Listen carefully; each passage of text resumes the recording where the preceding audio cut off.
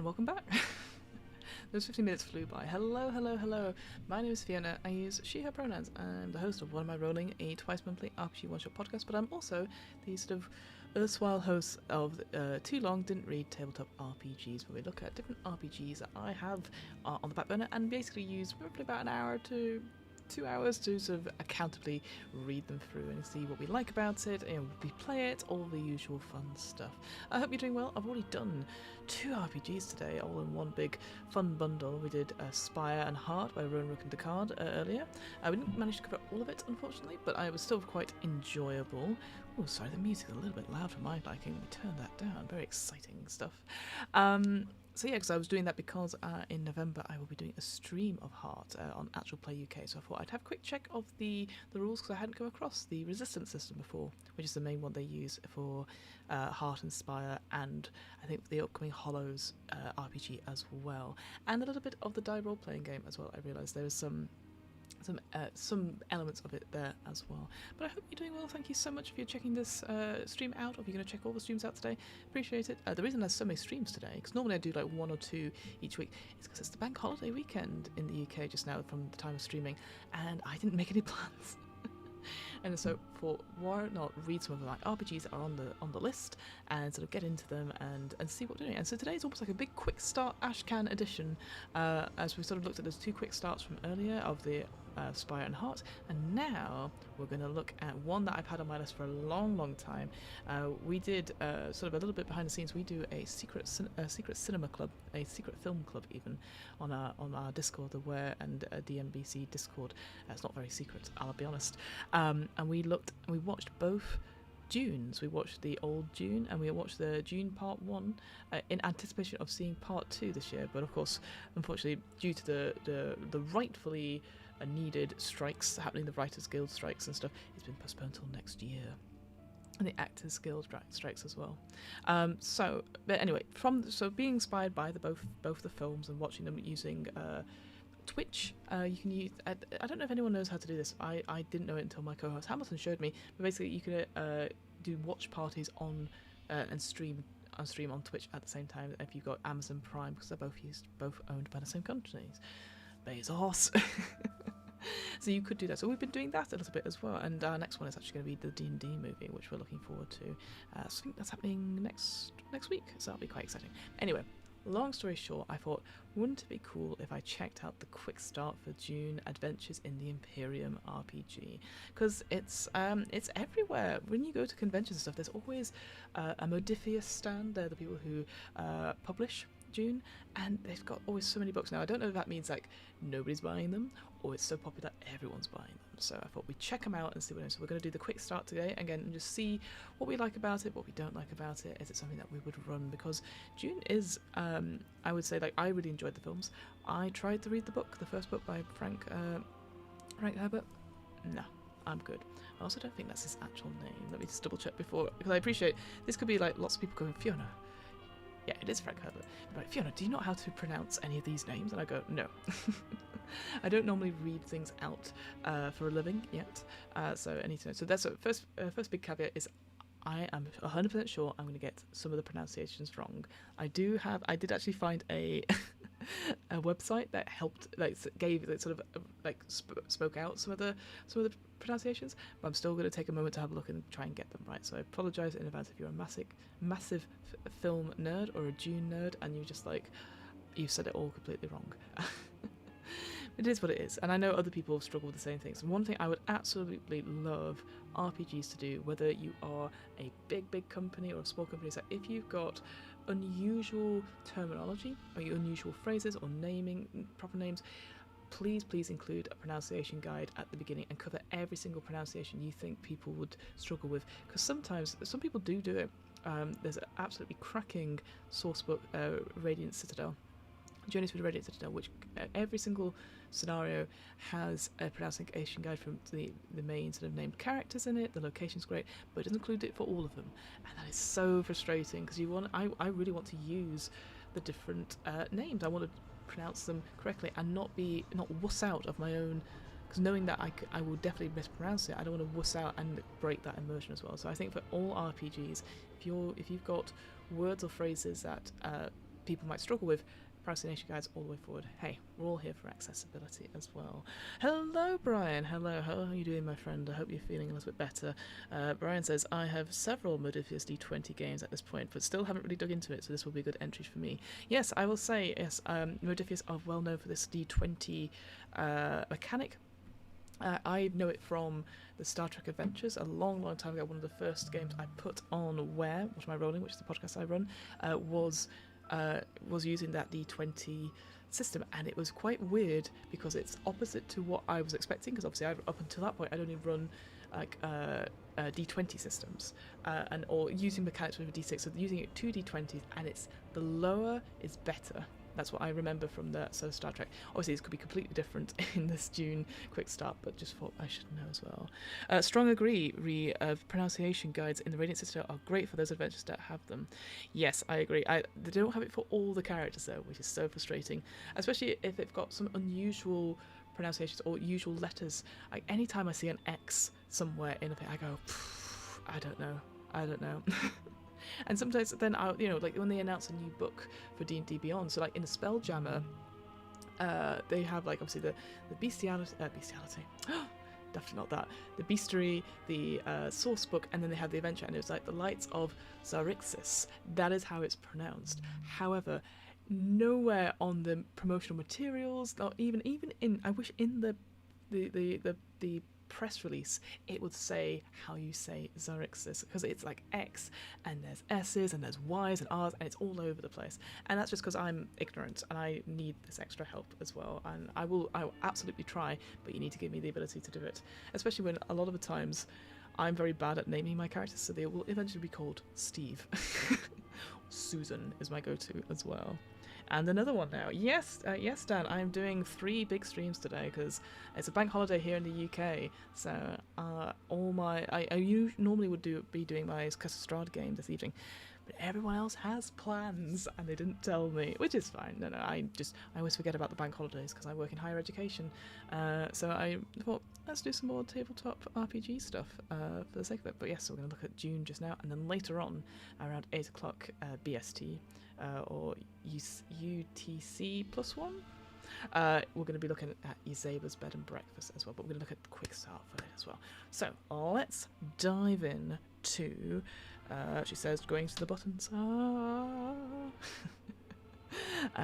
away from Big Fiona Cam to the Modiphius website. Hooray! It turns out they have a new US store for cheaper shipping. So hey, there you go, Brian. It might be useful for you. They've got so many books there. So yeah, as you can see, all the list of sort of D20 RPGs. We've got Tongue. We've got a Dishonored RPG. I'd forgotten about that. Yeah, Dune, Fallout RPG. I've heard that's not as good as people think it should be. So there you go. John Carter, Star Trek Adventures. That's how I learnt it, etc. So there are loads of things going on there. They also do, they've also change it up there. Contemporary, so other things that you can buy as well, so other third-party ones there. So Troubleshooters we've covered. How exciting. Dragonbane we've also covered. Morkboard we've yet to cover. Anyway, enough of that. Let me make it a little bit smaller, because big writing, eh? Dehance. Oh, Lord. Oh damn, nice. Hope you're having a great time doing it. We'll be lurking while working. Yes, I appreciate a lot of people will probably be working or just waking up depending on your time zone, so I appreciate it, and I appreciate you being here, Dan. It's all good fun. So, Dune. Adventures in the Imperium. Arrakis, Dune, the desert planet. Dune, an Adventures in the Imperium role-playing game, takes you into a far future where fear is the mind killer. Roll credits. So be sure to keep your wits about you. The Imperium is it's a place of deadly duels, feudal politics, and mysterious abilities in a universe where a blade can change the fortunes of millions. Build your house, carve your place in the universe, or rebuild an ancient lineage and fight for the Imperial throne. Order now and get the full PDF. I'm going to have to zoom in a little bit because I can't see what Ennies it got. It got some sort of Ennie nominations for 2002. So, the Atreus Collection Edition got a nomination for the Ennies in 2022, but it won the Ennies last year, the core book, so that's interesting. And Age of Dune's box set, I assume that's almost like a starter set, so to speak.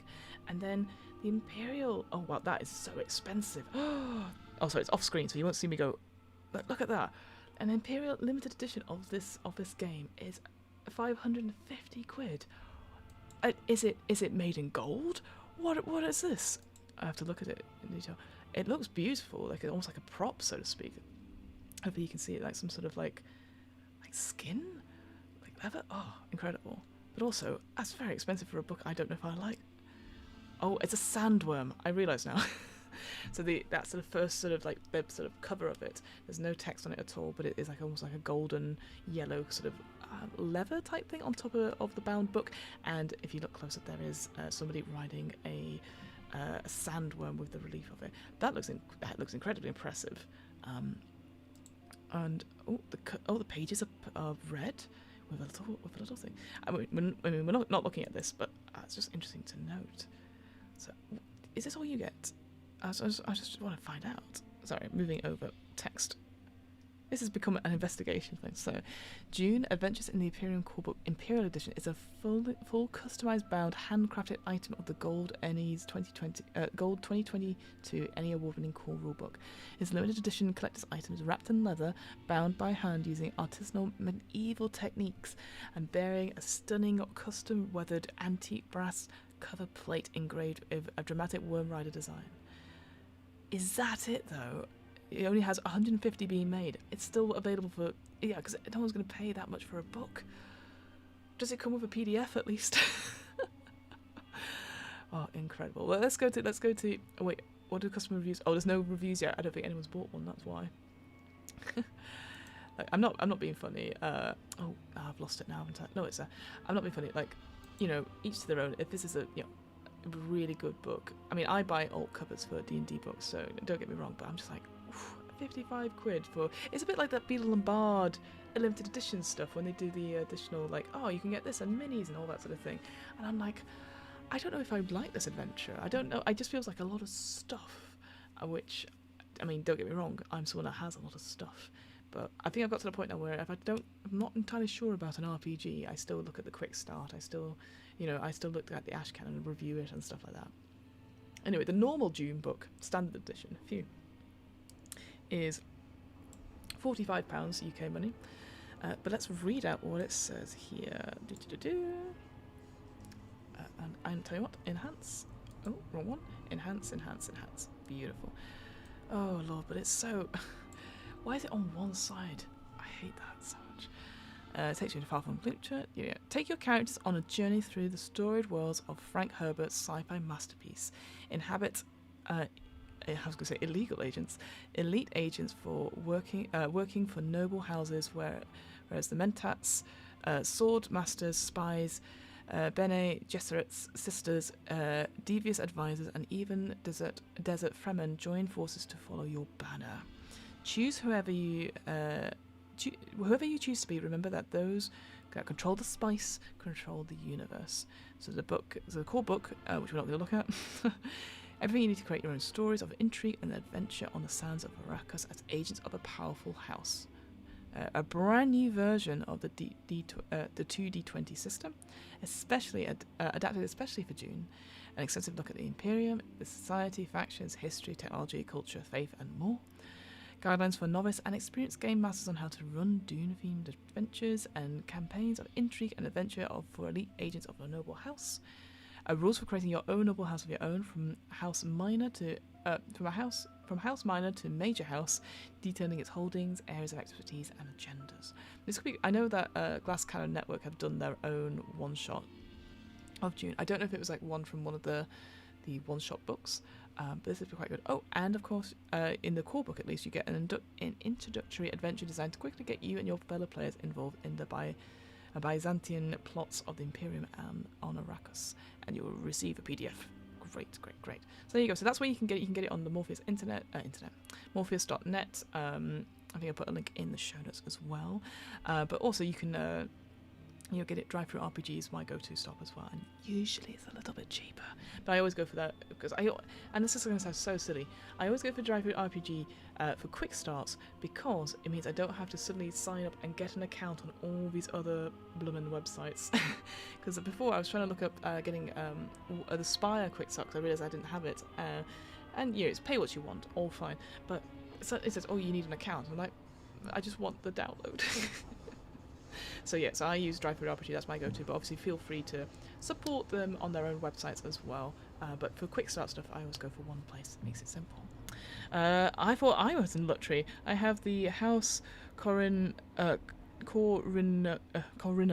Collector's Edition of the Core Rule, but that is a lot. Who knows?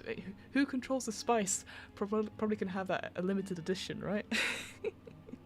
Alright, with all that out of the way, let's look at the quick start. So this is about 32 pages, so it's quite short. I say that, it's going to take us a little while. I don't know what it contains, but already I do love this this sort of front cover piece. I've just only spotted it, that stained glass behind them is a sandworm. They're really harping on it, aren't they? I mean, it is a big point of the books, but I'm just like, oh, very cool. So yes, you've got the Bene Gesserit there. You've got presumably a noble person, and then maybe an advisor there. So it'd be quite cool, again, thinking about it, if you're doing your own quick start about Dune as well. Because I'm a massive fan of political intrigue RPGs, and anything like that where it's a little bit tense, and it's not necessarily like, oh, I go on a fetch quest, or, like political stuff. Another game we should look at, actually. Sorry, I'm jumping all over the place. The Game of Thrones, A Song of Ice and Fire RPG. Because that would be really interesting to check out how that does political intrigue and those sort of stories as well. Because I'm a massive fan of those. I'm really bad though at keeping secrets. I'm very bad at being the betrayer, because people always think I'm going to betray them. As a player, when I am the GM, it's a little bit easier because obviously I'm playing lots of NPCs that sometimes they forget it's me playing them. So there you go. Anyway, so this is this quick start, I will say, came about as from the free RPG day back in 2021. And it's called Worm Sign. So there's the credits, all good. Lead designer Nathan Dowdell, sorry. So 2 writers, Nathan Dowdell, Andrew Peregrine. I used the name Peregrine recently, didn't I? Technical advice we got from the Herberts there, Brian and Kimberly Herbert, so obviously presumably related to Frank Herbert and so on. So that's always quite good. I'm a big fan of getting people involved. Like I know I keep talking about Die the RPG, but actually getting and I know it was Kieran's idea anyway, but getting Kieran and Stephanie, who are the originators of the comic, coming in to help form the RPG, and then the Rowan Rukendakal just helped with the selling of it and maybe tweaking a few of the mechanics and stuff. But I just think it's so important to have those people who have, who are so immersed with the world, with the writers, with the family of the writers as well, just to be like, oh yes, that seems something that Frank would have done, etc. So always really good there. And all of our wonderful partners at legendary and extraordinary filmmakers without whom this game could not have been made. And a nice little thanks to Frank Herbert, the author and creator of the Dune universe, whose singular vision and imagination has inspired us all. Alright, oh lord, tiny writing. Okay, enhance. Welcome to the last years of the Imperium, an era tens of thousands of years into the future. In this time, the known universe is ruled by the Emperor and the Great Houses. It is a feudal place where noble families rule whole planets in service of the Emperor, but the politic ruthlessly in the shadows of power and control. Many, many years ago, humanity was enslaved by its own creation, thinking machines. After a long war,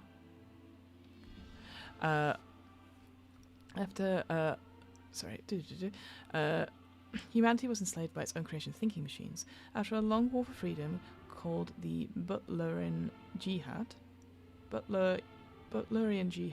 humanity vowed never again to create thinking machines. Unfortunately, humans had become so reliant on them, it became a difficult vow to keep. So, several great schools were created to teach humankind the skills they lacked and realize their true potential. One such school developed mentats, human beings trained to think and analyze and remember even more efficiently and quickly than any computer. Another renowned school is the Sisterhood of the Bene Gesserit, who had learnt such control over body and mind that people considered them witches. A third great school is the Spacing Guild, controls fold space technology, the only known means for safely crossing vast interstellar distances in moments without a need for navigational computers to calculate a safe route. Despite the wealth and incredible technology available to the great houses, there is only one thing in the universe that really matters. The spice... Oh, is it melange? Melanges. It's the spice. I call it the spice.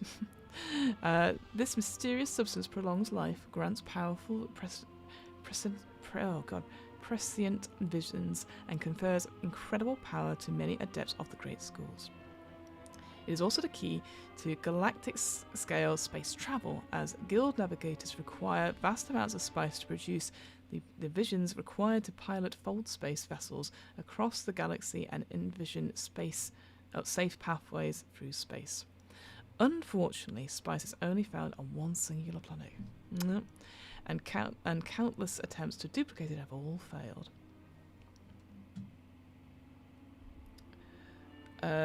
Hello, Steve. In real life, yes, be careful about the spamming. Yeah, Nightbot is quite big on this. Yeah, Muad'Dib, yes. But thanks for being here. Appreciate you being here. But yeah, be careful of the spamming because the Nightbot does not like it. The planet in question is called Arrakis, and it is one of the most inhospitable worlds in the whole of Imperium.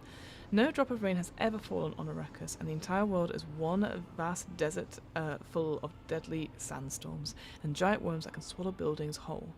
So the desert-dwelling Fremen of Arrakis know it by one name. They call it Dune. Roll credits, yes. What you need to play. So, for this, you need to play D20s are used for resolving skill tests. Normally, you roll 2 D20s, but it might roll as many as 5 D20s. You'll also need tokens, something to keep track of your momentum and determination points, and the threat the game master has acquired. These can be anything on hand, so beads, poker chips, coins, etc. You should have at least 6 for momentum, 3 determination for each player, and up to a dozen threat. Ideally, there are different types or colours to avoid confusion. And again, if you're playing online as well, it'll be easy to just be like making a note of it somewhere online. But also, yeah, if you're doing it in person as well. Pens, paper, pencils, yeah. You should also print out the pre-generated character sheets and allow each player to pick one before the game begins. So already I can see that Worm Sign is going to take up most of this quick start, which is absolutely fine. It's nice to have. I'm always a big fan of quick starts that have a scenario so that you can play through it and have it. But we won't necessarily look at it in a lot of detail just because, again, people might want to play it through themselves. And also, there's nothing more boring, I find, than somebody reading out an adventure per se. The only time I've ever done that really is when we did Vampire the Masquerade yesterday, because that had the rules baked into the quick start. Not all of them have that, but some of them do. But it's good to know so that there is, if you wanted to get this quick start, this free quick start, that there is an adventure you can try out as well. So, but let's look at the summary of it. So, in the adventure, Worm Sign, the players take on the roles of agents of House Atreides, investigating reports of spice smugglers operating in the desert of Arrakis. However, a trip into the sands of Arrakis brings all manner of danger, from lethal Fremen to deadly sandworms. This Dune adventure is designed to introduce you to the groundbreaking sci-fi universe, setting the stage for climactic events that follow the arrival of House Atreides on Dune. We provide a set of pre-generated characters. If you have the core rulebook, you can also use your own characters and house to play this adventure. Oh, that's quite good. In this case, they'll be arriving to begin a new venture in spice mining under the house of Harkonnen. Whilst they are supposed to be allies, no house is foolish enough to trust even their allies, much less a house with the reputation of the Harkonnens. Very good. Sorry, just checking one thing. Make sure I've got it all up. Yes, all good. The basic rules. Excellent. Already in on page 4. Got the basic rules. So, this section covers the core rules of the Dune adventures in the Imperium used throughout the rest of the game. These are the foundations of the other game rules, and every player should have a basic understanding of these concepts during play. Fantastic. As you might expect in the D20 system, when you attempt an action, you can roll 2d20 to see if you succeed.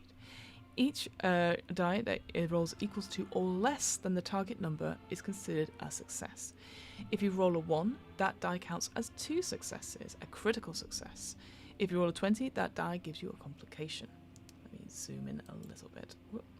The target number is the sum of the skill that's most suited to the task and the drive that most suits or why you're doing it. Usually the game master decides the skill and the player decides the drive. Oh, nice. So again, it's not as if like you go, oh, it's a perception check of whatever. It'll be like, well, I know we'll check it out in a second. It's this skill, and then you go, what do you think the drive is to the player? And they go there, and then you add them together, and that would be your target number. The game master. Oh, that's normally the case. That is the target number. So yeah, target number is the sum of the skill that most suits the task. Yeah, the game master decides the difficulty of the task, ranging from a value of 0 to 5, but usually at least 1, which gives you how many successes you need to perform the action. The more successes, if you get more successes than you need, you gain momentum points. If you need help, you can spend momentum points to gain more dice, and determination points to help you help your results. However, the game master can spend threat to aid non-player characters and make actions more difficult. Characters. So each character is composed. I mean, fair enough. That is just the. Sorry, I glossed over it a little bit, but yeah, it's that simple with the game mechanics. Is that you get the skill plus drive. That is the target number. You have to get equal to or under, which is great, by the way, because obviously that means you're not setting like a arbitrary like objective thing. It's up to your character, and it's up to your character skills to get to get equal to or under for that skill, which is great. And the difficulty as well is quite interesting. I'm sure it will tell us properly in a second. Like you have to at least get both dice under the roll, for example, under the challenge value as well. And then there's momentum points come into play later. They're a bit like story points, I just need to remember. Each character is composed of several elements which serve to represent and define who the character is and how they interact with the world they inhabit. Each character has a rating listed in 5 skills, each rated from 4 to 8. So here's the skill. So this is something that I would choose as the game master. So either they'll have battle, which is their skill at arms and awareness of danger. Communicate, your ability to skillfully engage in conversations, discussions, and debates. Ooh, oh, look at that image. Oh, and look at the armor. Great. Discipline, the character's ability to influence and control their own mind and body and how they focus and concentrate on complex tasks. Move, their character's mobility and their ability to overcome physical objects. And understand, your character's ability to take in and process information and to recall and apply the knowledge effectively at a later point. So those are the 5 skills that you would be asked from your GM to do the skill. And then you'll have something called focuses. Focuses increase your character's chances of scoring a critical success on tests using skills. If a focus applies to the action your character's performing, such as short blades when using a knife, and you score a critical success on any dice, so 2 successes on any dice roll equal to or less than your character's skill instead of 1. Wait, what? Hang on. If a focus applies to an action you're performing, so if you were doing a fight action using short blades, you score... Oh, interesting. You score a critical success on any dice rolled equal to or under instead of a 1 on the d20. That's really cool. So if your score was, say, I don't know, 8 total, so the challenge value of something was 8 total, and you're like, oh, well, I'm fighting, that's my skill, and then your drive, whatever it comes to, that 8 total, and then it's like, oh, but I've got to focus in short blades. So if you get 8 or under, that's a critical success, so that's 2 successes. I get that. Drives. Each character has a rating in 5 drives, also rated between 4 and 8. Drives are added to your character's skill to derive the target number when they are attempting a test, but they also define why your character is acting and what drives them to succeed. Characters have statements attached to them, some of their most important drives. They help determine what the drive means to the character. They're also used to help pick up the most suitable drive for an action. More rules and systems for using statements are detailed in the core book. Cool. So drive is duty. So first drive is duty. The pressure upon the character to find their place in society and fulfill their allotted role, but also the weight of obligations and personal responsibilities. Faith. Faith is the moral expectation of religion and a character's spiritual needs. It shows their dedication to a higher power and the guiding hand of destiny. But a high faith drive does not always mean a religious or spiritual dedication, as some place their faith in their faction or their friends as much as the will of God. I think that's a really good clarification there, because you don't necessarily want to fall into the trap of like, I've got a really good... it's like saying, I've got really good strength score, so I'm just super muscly, etc., and I'm just very good at this. It could be just that you're just, in that moment, you're just really good at strength. You could find the strength when you need to. And same, you don't want to necessarily do lots of tropey things around faith, certainly in a Dune game. So it makes total sense that is, you don't have to find it in a deity. It could literally be like something that drives you forward. You have faith in your friends, you have faith in the faction that you're a part of. Really cool. The third drive is justice. A drive towards balance and fairness, but also the will to readdress the injustices. It often serves the law and common good, but it can just as easily uphold bad laws and be used as an excuse for revenge. Cool. The fourth drive is power, so the pursuit of a greater influence, authority, or control over the universe around them. It is your character's ego, representing their belief in their own moral authority and the right to take what they want. And then finally we have truth. Truth is the desire for knowledge and the need to uncover or define that which is true. It is dedicated to revealing the right answers, even if they are uncomfortable or even dangerous. Players often pick their highest drive as often as possible. Yep, it's perfectly fine, as the characters naturally try to play to their strengths, but the game master may decide to make them may decide that this makes them predictable and grant their enemies an appropriate bonus. Ooh. Sometimes the game master may also rule certain situations on insisting on certain drives or even preclude them. I'm not a fan of like, you're going to constantly use, say, if your highest was in duty, for example. I don't like that. Okay, cool, well, they're going to get this. I think you just talk to them and say, I don't think that's appropriate for this particular check. What about this one and this one? And then have that discussion rather than go, okay, cool, you'll keep using that. I'm going to make them tougher. I think you just better just say to them, you keep relying on this check, which makes sense, but you keep relying on this drive, that makes sense, but maybe we could like explore something else. I just think that's fair, rather than just be like, cool, I'm going to make things more difficult for you. You want to encourage them to use the other drives. And also, I'd only preclude them unless like something bad, really bad has happened, for example. Especially with these drives, they feel very, what's the word? They feel very personal, they feel very subjective as well. So I think a little bit of discussion around it isn't a bad thing, per se. Traits, complications, and assets. Characters and assets offer traits, and it can be used in two ways. Traits can be used to allow a test when one might not be possible otherwise, or to make a test easier and harder.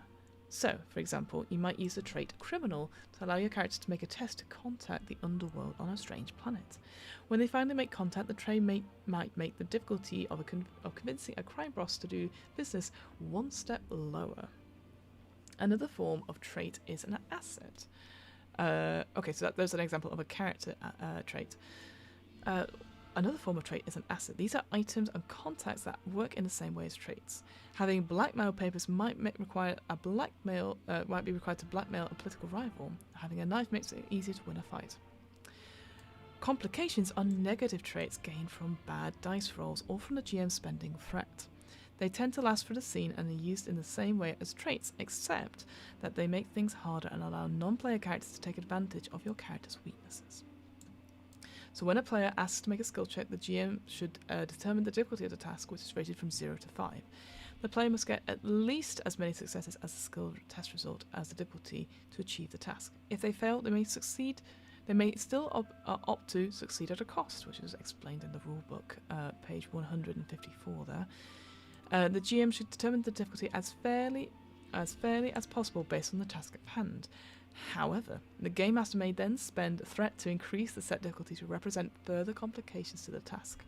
Cool, I like that. So yeah, what's this difficulty 0 test then? This is interesting. The Game Master may allow a test to be made with a difficulty of 0. This sort of test is made when the character cannot really fail, but the quality of their action may still apply. This might be staking out an enemy facility to get an idea of the security, scouting out terrain before a battle, or mingling with guests at a soiree to pick up rumours and gossip. Okay, those are good examples, actually.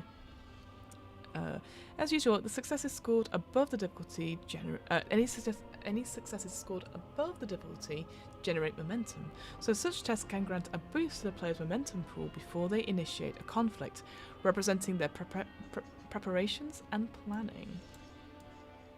I guess this is doing the skill check procedure. So we'll go through it again just one more time because I think it's important to always go through it so the players know. So, Game Master selects a skill to be used. Player picks a drive they think is appropriate, guided by their drive statements. Together, adding the numbers together, that's the target number.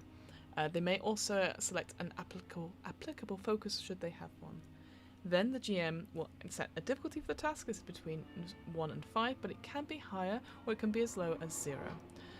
Some tests may have a default difficulty listed in the rules, but traits, threat, and other factors can increase or decrease the difficulty. That's the number of skills, the number of successes you must generate to pass the skill test. The players and the GM must also then finalise any traits they're applying. Some may be required to make it even possible before moving on to the roll. You then take the 2d20s plus any additional 20s you've bought for the skill test. That I think is through your momentum, which I'm sure it will say in a second. This is your dice pool for the skill test, and then you roll your dice pool. Each d20 that rolls equal to or less than the target number scores a single success. Any die that rolls a 1 is a critical success, which scores 2 successes. If a focus is applied, then each die that rolls equal to or less than scores a critical success, and each die that rolls a 20 causes a complication. The number of successes scored or exceeds the difficulty test, then you've passed. The number of successes scored is less than the difficulty test, then you have failed. If the number of successes is scored greater than the difficulty, each success above the difficulty becomes a single point of momentum. The GM describes the outcome of the skill test, and if it was successful, you may spend momentum to improve the result further. After this, the effect of any complications is then applied. Okay, vaguely straightforward. I think, I know, appreciate, but sometimes you're like, oh god, what does this mean? But yeah, ultimately, that target number and the 2d20 thing is really straightforward. And then adding the difficulty is how many successes you need on top of that. That's the bit where it can get a bit dicey. And then obviously the number of successes you need can be altered with those traits and threats, etc. And having that focus as well, quite useful. So I'd be looking to that if I was the player quite a bit to see where I could apply that. And then obviously any additional successes after you've completed the difficulty of the task, they can turn into momentum, which helps you improve your results later on as well. Improving the odds. Here we go, we're going to talk about momentum. When succeeding at most common tasks is straightforward. It's a straightforward matter. Even the most capable and driven character cannot succeed at the most challenging task without effort, opportunity, or assistance. Players can have several ways to improve the odds, by buying more d20s to roll, spending determination, or getting assistance. So that momentum can be spent to assist a test, such as buying extra dice before a skill check. Threat can be generated for the Game Master instead of spending momentum. Determination represents the character putting their all into an action. If you spend a point of determination, choose one of the d20s in your dice pool. This die is considered to have rolled a 1 and does not need to be rolled, and thus scores a critical success automatically. Your character begins play with 1 point of determination and may never have more than 3 determination at once. Yeah, you've got to keep that. Got to keep a lid on that one. That's quite a cool little thing, but I haven't seen that one before. Assistance. When another character actively assists your character's action, the Game Master may limit how many characters can assist in a given skill check. Each assistant selects a drive and a skill to create a target number of their own, based on how they are helping, and then rolls only 1 d20. They cannot buy extra dice from themselves with the momentum. Any successes they generate as added to the skill check your character is attempting, so as long as you score at least 1 success of your own. Oh, that's quite cool. I really like that. So rather than just giving you more and more dice, they succeed in that. Depending on their successes, it gets added to your tools, but you still have to do at least 1 success. That's quite cool. Any complications from anyone involved in the test applies to everyone. Fantastic. Momentum. You gain 1 momentum for every success you gain beyond the difficulty of a skills chest. Save momentum goes into a group collectible called the momentum pool. So it's one for everyone, it's not individual. That's good to know.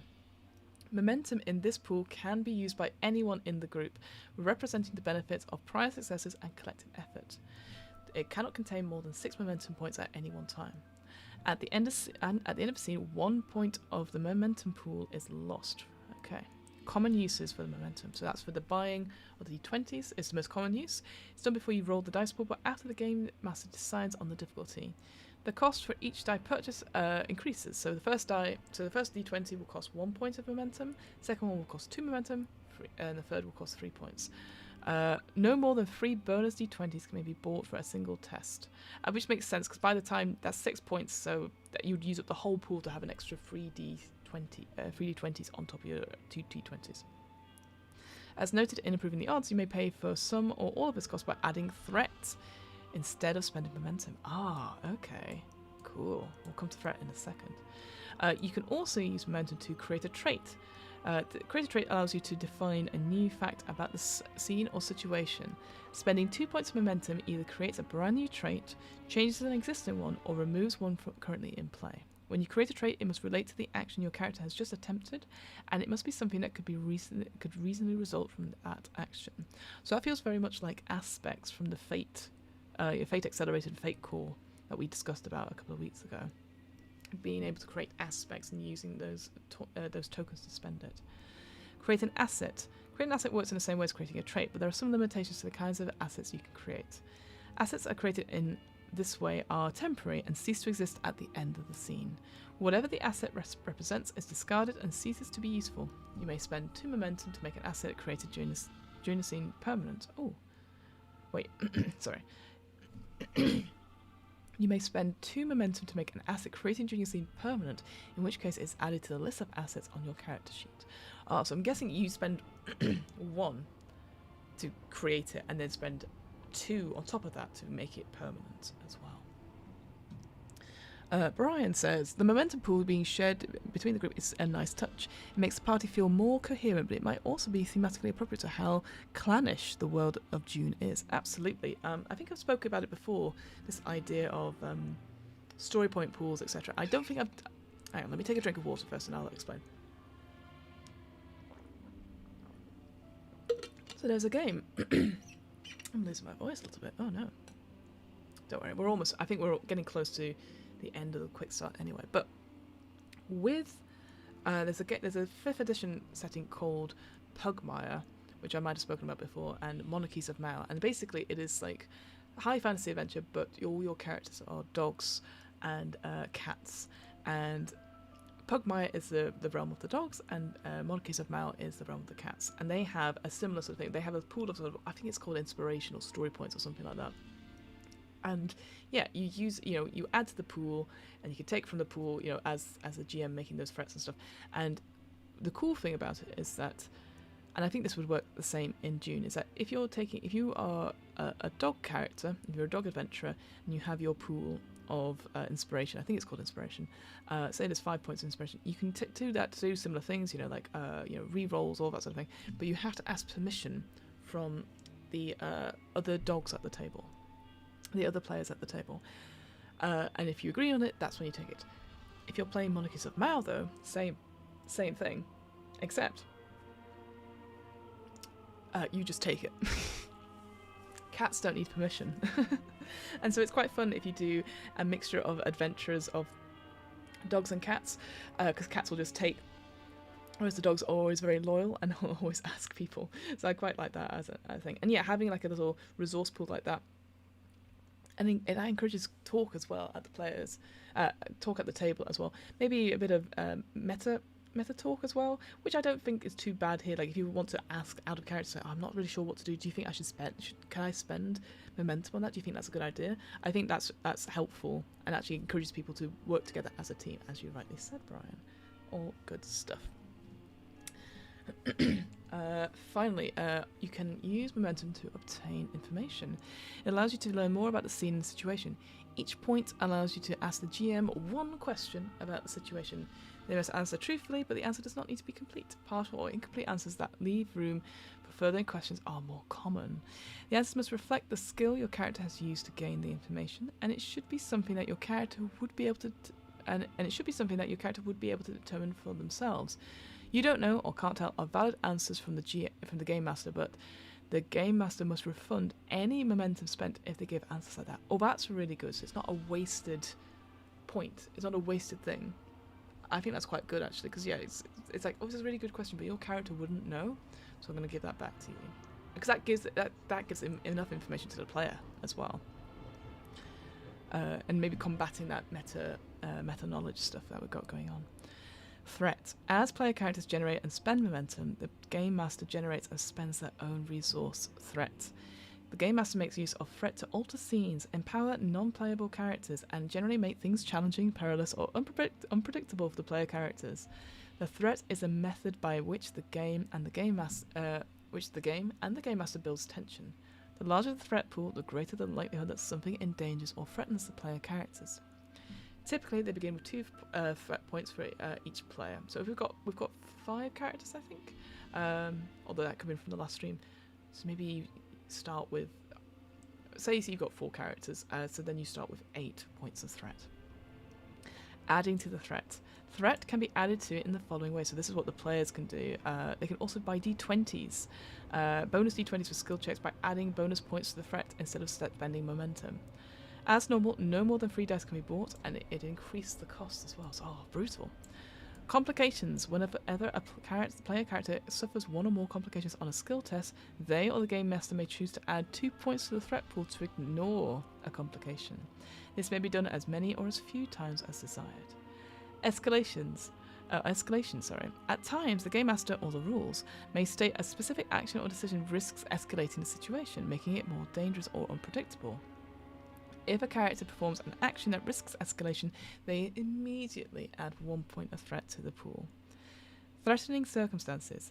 The environment or circumstances of a new scene may be threatening or perilous enough for the game master to warrant adding 1 or 2 points of threat to the pool automatically. Similarly, some non-player characters may generate threat simply by arriving. I do that. Fiona has arrived.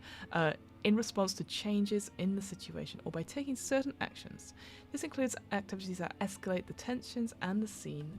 Tensions of the scene, such as guards raising an alarm. Non-player character momentum. Non-player characters with unspent momentum cannot save it as player characters do, because they don't have a group momentum pool. Instead, they may add to the threat, adding 1 point of threat for every momentum they have remaining. Oof. Yeah, you have to be... that's the one I will forget about completely on that front, so... Good to know. Take another sip of water. Already, we're only like 8 pages in, by the way, to this quick start, and there's already so much more. Like, it's kept it really concise, and it's like, we can get to the lore, we can get to the setting later. Here's what's important for the system, which I really appreciate, actually, as a GM.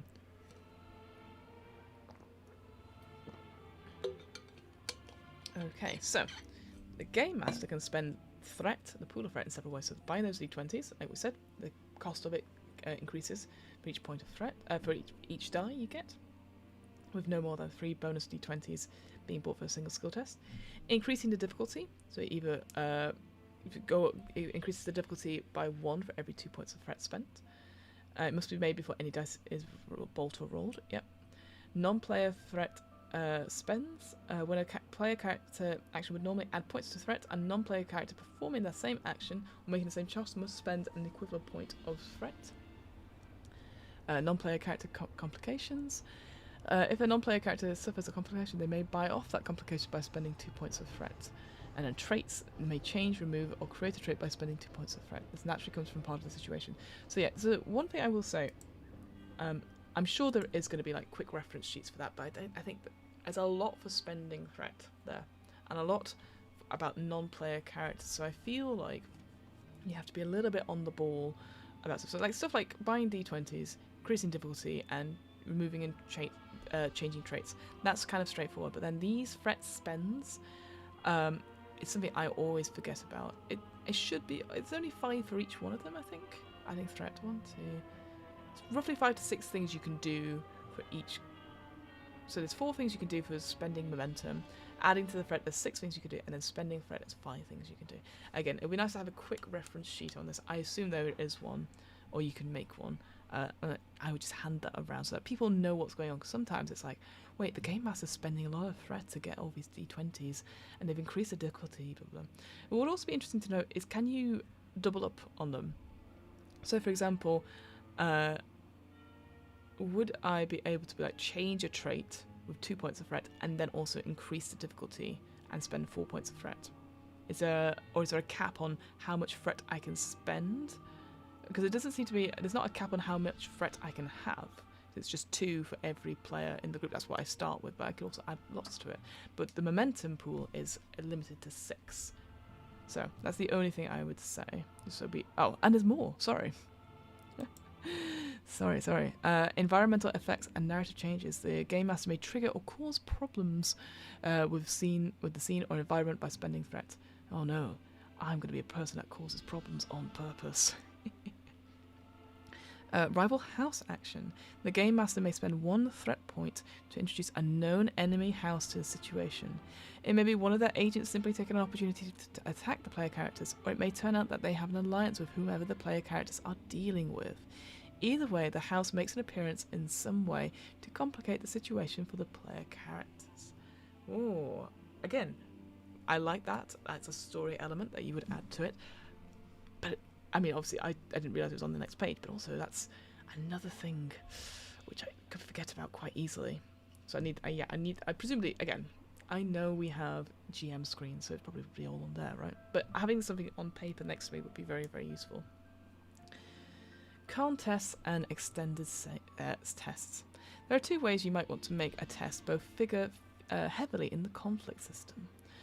A contest is when a character is facing another character rather than a situation or static obstacle. In this case, the skill and ability of the opposing character defines the difficulty. Oh, very cool. If the game master makes a skill test for an opposing character using threat as necessary, and the amount of successes rolls achieved then becomes the difficulty for the player to beat them. Hang on, what is that? What? I see. The game master makes a skill test for the opposing character using threat as necessary, and the amount of successes the roll achieves to become the difficulty for the player character to beat them. In an extended test, the question is not whether the character succeeds, but how long it takes them to do so. In this case, the game master sets a requirement that usually ranges from 4 to 10, and double the skill level of an opposing character. The character making the extended test rolls as normal, and if they gain at least 1 success, they gain 2 points towards the requirement. Momentum can be spent to add to the points scored, 1 additional point for each momentum, so point for point.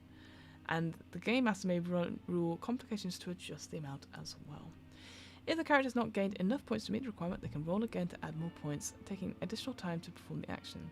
Once they have enough points to equal the requirement, they've achieved the task. Okay, so it's all about time-based ones there.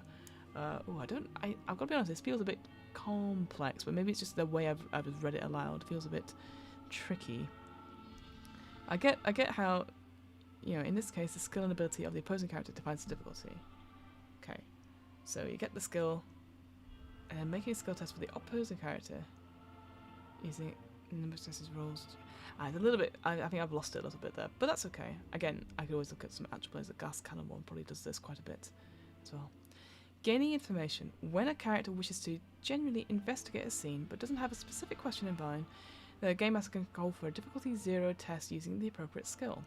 This allows the opportunity to gain momentum, representing this research the characters have done before making detailed tests.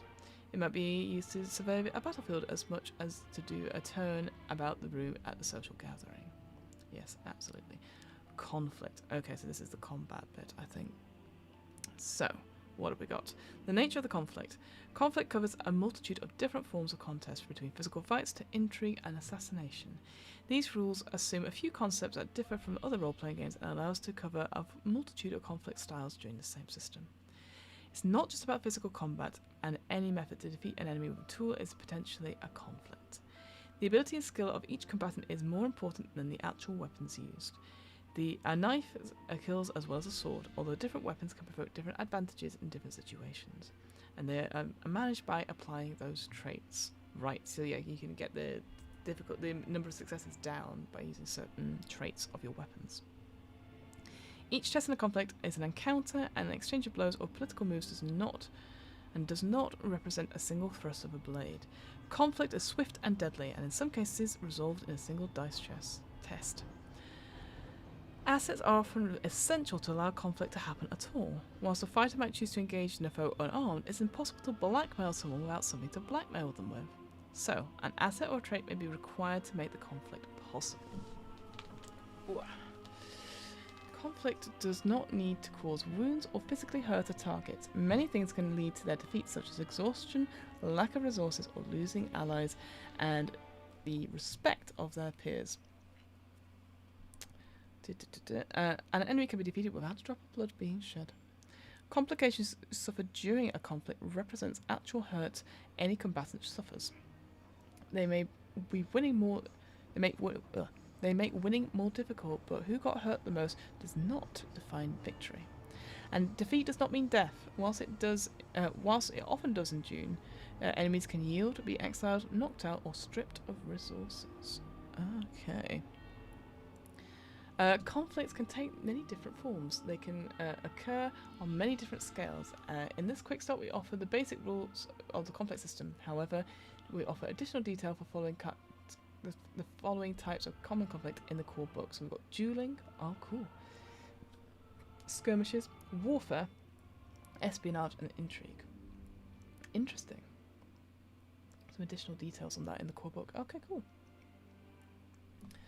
Okay, so conflict is resolved by using an extended roll. So we talked about this just a moment ago. With the difficulty set as by the character's opponent in the same way as in the contest. Each side in the conflict has a collection of tools and resources, collectively referred to as assets, which they can employ. It isn't enough to merely have a tool, however. One must be able to wield it effectively, manoeuvring their own assets to harm their opponents or to protect themselves from their opponent's actions. Actions alternate between the player character's side in the conflict and the enemy side. When the character side has a turn, any character on that side who has not acted yet can make an action.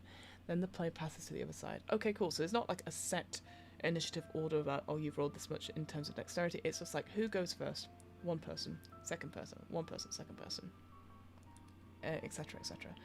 If a player character has made a successful attack, they may spend 2 points of momentum or add 2 threat to keep the initiative. The enemy non-player characters may spend 2 points of threat to do this. If they keep the initiative, then the player character may take an extra action immediately, adding +1 difficulty to any test they attempt, or allow an allied character to take a turn before handing it over to the opposite side. Once a side has chosen to keep the initiative, they may not do so again until at least one enemy character has taken a turn of their own. I really like that, because then you can really build up attacks. Either like you've gone for the kill, you're doing it again, yeah, the same with the difficulty, or you're passing it on to somebody else and say, oh, I've set them up, now you knock them down, before handing it back to the player character. So I'm handing it over back to the enemy, which I really, really like. My question, though, is adding 1 plus difficulty to any attempt to make, so is that to your, I guess that's to your individual character and not necessarily to the, to your, I was going to say colleague, to your, to someone else on your team. I think it's just a straight check for them, right? That's what I said. Hello, Brian. I like that the quick start explicitly says, we show you this here, but we have more precise rules related stuff in the core book. That's nice. Yeah, I agree.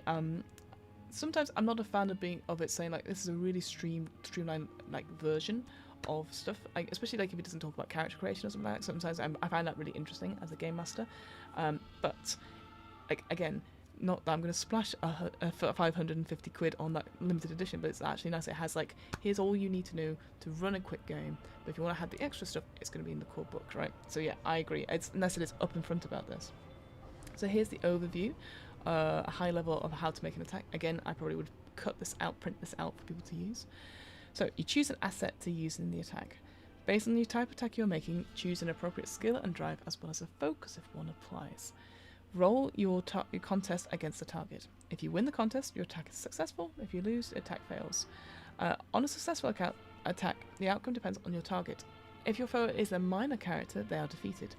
Otherwise, defeating the foe is an extended task that requires, with a requirement of equal to the foe's most appropriate skill. Each successful attack scores equal to 2 plus the quality of their asset. Once the task requirement has been reached, the foe is defeated. Okay. It makes it sound very simple, but I know I'm missing something there. Again, roll against your target, which is their skill as well, isn't it? Resisting defeat. Oh, sorry, I've missed out this bit, sorry. Once the side... Once all the characters have taken a turn, the round ends and a new round begins. However, the game master may declare conflict has been resolved if one side has clearly prevailed. Great, so everyone should have at least one turn before then deciding, oh, has the fight finished? And you go, yes. Because nobody wants to do combat. Not really. Resisting defeat. Some characters are harder to overcome than others, possessing a limited ability to fend off attacks, literally or figuratively, that would lay them low. Once per scene, if your character would be defeated, you may choose to resist defeat.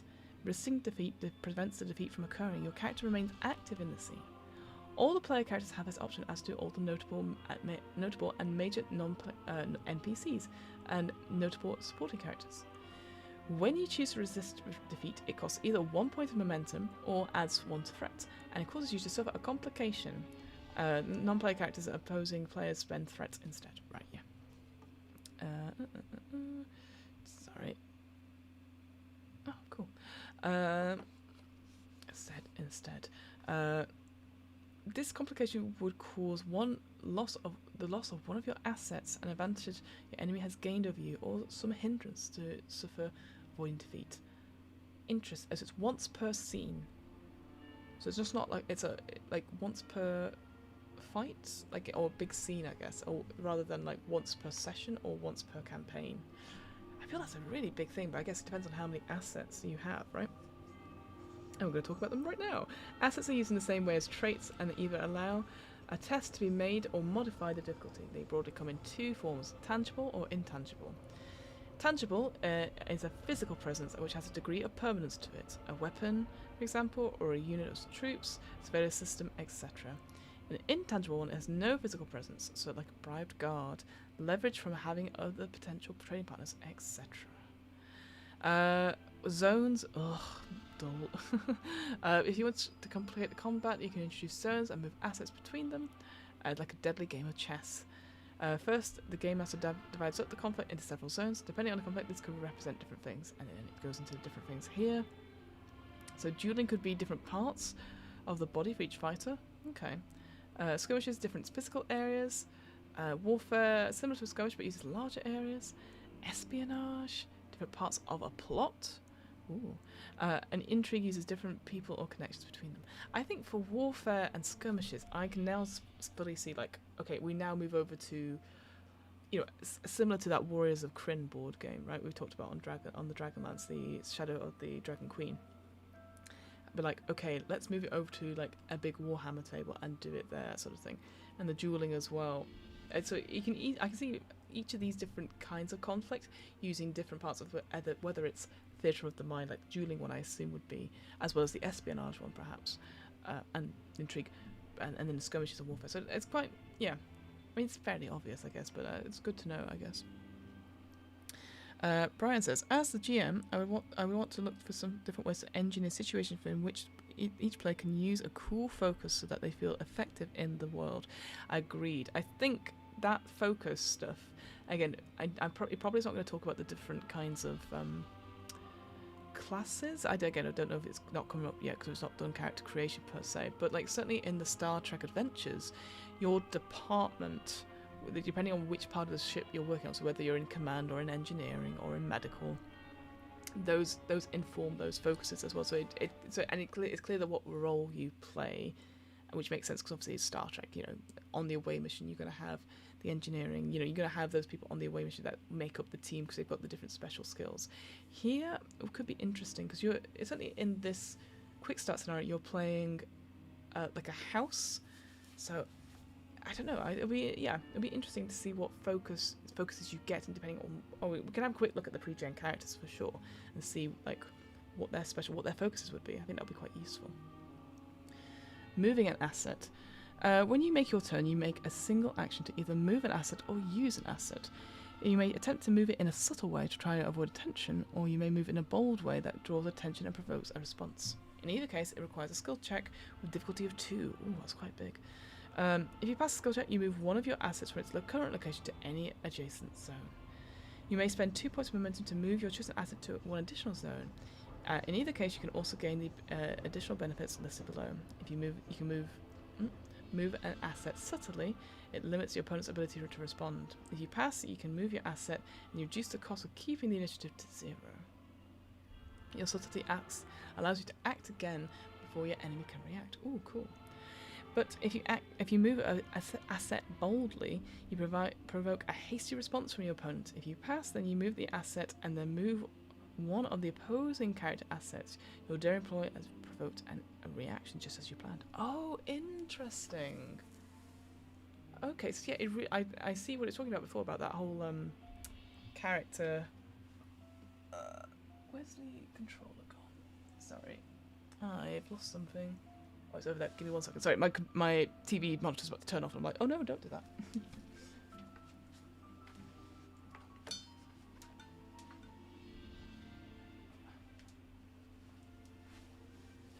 There we are.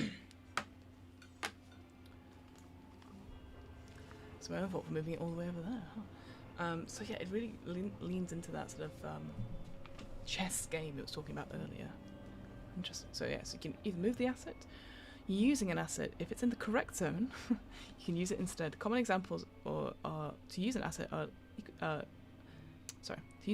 are include but not limited to attacking an opponent with intention of harming or defeating them, to remove an asset from play, attempting to create a new scene or an asset for your character or ally, attempting to overcome an obstacle or hindrance in the environment, attempting to gain information about the situation, attempting to remove a trait or similar complication from an ally or defeated things. This is getting a little bit heady for me, so I think I would actually want to see an example of how this is played out. Maybe I will check out that Glass Cannon one shot to see how they do fighting. Regardless of the desired outcome, this action always requires a skill test. I guess it's always the same, so no matter what, you go back to those 2d20 skill tests. Actions which have which directly affect a specific opponent are contests rather than skill tests. The opponent gets to resist the action taken against them. The final difficulty is influenced by the assets the defender has. Defensive assets is that these are a trait that can be used to increase the difficulty of any attack in that zone. The attacker's final difficulty is increased by +1 for each defensive asset in that target zone. In many cases, a defensive asset cannot move. Armor worn in one place of the body, shields cover the whole body, etc. Defenses are set up and remain where they are supposed to protect. However, a few defensive assets can be moved to more active defense. A half shield can be moved to keep the protected side towards the attacker. A knife can be used to parry and is therefore treated like a defensive asset if it is in the same zone as the attacking one. Assets can be targeted as much as combatants. The characters must declare what they are doing and make a skill check against a difficulty of 2. If the asset is being wielded directly by another character, then it is a contest instead. If the test is passed, the outcome depends on what kind of asset is being targeted. An intangible asset is destroyed. An intangible asset is set aside, unable to be used by their owner, but continues to exist. That asset can be recovered as an action or at the end of the scene. Creating a trait or asset. You can create traits representing finding weapons on the battlefield or other methods of gaining strategic advantage. It costs 2 momentum. Assets and traits can be created and are lost at the end of the scene, but they can be made permanent by spending an additional 2 momentum. So yes, it does cost 2 momentum, and then an additional 2 momentum on top of that. Quite brutal though. And aiding an ally. Instead of taking a turn themselves, the characters may aid their allies when making an attack. This works the same way as usual, adding successes from single base dice. So yeah, they have to do their own check, and then add any successes they can add to that player's success as long as they roll 1 success. The main player rolls 1 success. And then it goes into the scenario. Gosh, so that's only 13 pages for the most part of this quick start. That's pretty good. I think. We're not going to read it. Oh, what a crack. Oh, I see. I was like, what's that? It's a worm. Fiona. Alright, so let's have a quick look at those character sheets. It'll be interesting to see what we make of them. Scene 5, Desert People. Scene 6, Epilogue. So, oh wow, look at these. Ooh, ooh, ooh. Let me, sorry, got out a little bit big there, but, oh cool. So yeah, you print them out, and then on the back you have the character portrait, and presumably the banner of House Atreides there. A little bit of description of who you are, some traits. So those are the stuff that you can reduce difficulties of. Some talents there, probably quite useful. I guess you spend those determination points to do something like that as well, or maybe it just happens as long as you're on it. So starting assets, and there's your drives and there's your skills as well, and these are the focuses as well. Also the drive, yes, of course the drives have the statements. So yeah, you can see probably she wants to find the truth, and that's the statement that's what will drive her through that. So yeah, I would, so actually it's quite nice that there's only 5 skills and 5 drives. Makes it a lot easier to combine the both as well. So that's very straightforward. And yeah, the focus is communication in innuendo. Cool. Criminal. You were rescued from a life on the streets by House Atreides. Cool. These are badass character portraits, huh? A servant. Trained hard. Okay. Oh, a novice. A Bene Gesserit novice. Cool. Swordsmaster apprentice. And there's one more. Reformed spy smuggler. Okay. So okay, we've got a range of roles there, or range of things that make sense in a story, so to come together. So I quite like that. I do like the character sheets looking very beautiful. Although wait, why here the talent it's in a different box? That's really weird. Different coloured box. It's sort of it's a green box for some reason. No idea. No idea. But there you go. That is. I'm quite glad that that's all the rules for this quick start, because my brain is full. Yeah, I agree. I think you would definitely need to have another reread of those. I'm always the same with those conflict rules, right? They're always a bit like, oh, good lord, what does that mean? But there you go. So that's the D20 system. I think the main mechanic, super straightforward. You know, there's 2D20, have that skill plus drive, and then roll equal to or under, and that's success with a 1 being 2 successes. I think that's fairly straightforward. I think the traits and aspects stuff, certainly for the conflicts, I think that's a little bit tricky. I feel like I would definitely need to have a watch through of somebody playing it through. Maybe there's other more put together GMs who have done some how do you do combat, or how do you do conflict stuff. But I do like it. I think there's something there. But yeah, I think I need to see a run through, or maybe they've done one shot podcast as well to listen through. But there you go, that is Dune Adventures in Imperium, and thank goodness there wasn't too many words I couldn't pronounce. In the last stream of Spire and Heart, there was so many words I was like, I can't pronounce any of these things. So very grateful for that. And presumably in the core book, obviously it goes into the more history and stuff like that. And maybe that's the thing, I guess Dune, if you compare to Spire and Heart, which obviously you have to explain what they are, so that you do need those that terminology, you do need the setting a little bit in there. Dune, it's like you've got the quick start scenario, you'll probably get the idea, and it was quite straightforward. It didn't have to delve too much deeply into like the terminology for everything. Like, it did a really good 1-page summary of what Dune is as well, for those people who might not know what it is, you know, they haven't had time to watch a 3-hour film. So there you go. Thank you so much for being here, folks. This is the second of 3 streams. This one was much quicker than the last one, so that's great for me. I can have a bit more of a break for my poor voice. But if you're interested in getting this RPG, it is a free quick start, which I think will be on Dryfoot RPG, so do check those out where you can. Obviously, if this is something that you like, you can buy the core book for £45, or you know, your mileage may vary depending on that, or you could go for that collector's edition, which I don't think anyone has bought. So yeah, go check it out. I think there's definitely something in there, and I do like that political intrigue. It's actually made me think of, I think I already said it, but the game of Ice and Fire. I might actually look into those rules next, see if there's a quick start for that, because I think there's something beautiful about doing political intrigue one shots. It's something that is really not difficult to do, but it's something that I always wrap my head around. It's hard to wrap my head around, like how do you create stories used in those games when lots of moving puzzles are happening, compared to sort of like, because obviously we had like structures of like, I know I keep always talking about Jason Cordova's games, but like you think Brindlewood Bay, The Between, stuff like that, there's not a set story, it's what you produce with your players at the time, and you sort of improvise around it, and it works, right? Because obviously you don't look at it too closely, but how do you create political intrigue in these particular settings that make it sort of make sense and make it entertaining and interesting for the characters and the players without overburdening them with lots of stuff and lots of information. So there you go. Thank you so much. I really, really appreciate it. If you're still around in time, in like an hour and 45 minutes, we're going to look at Isabe's Better Breakfast, the final one for today's Too Long Didn't Read tabletop RPG streams, which is super, super fun. Very, very different to all these things. You don't need to worry about any sort of hardcore mechanics. It's got some really fun little mechanics in there. We're going to look at the Ashcan version for that, because the official version is 600 pages long, and also there's a big bit at the beginning saying please do not share this without express permission, which is absolutely understandable. So I'm going to use the Ashcan, which you can get for free on itch.io, or pay your no, it is, I think it's a download free, because now you can pre-order that one of those, so come check that out as well.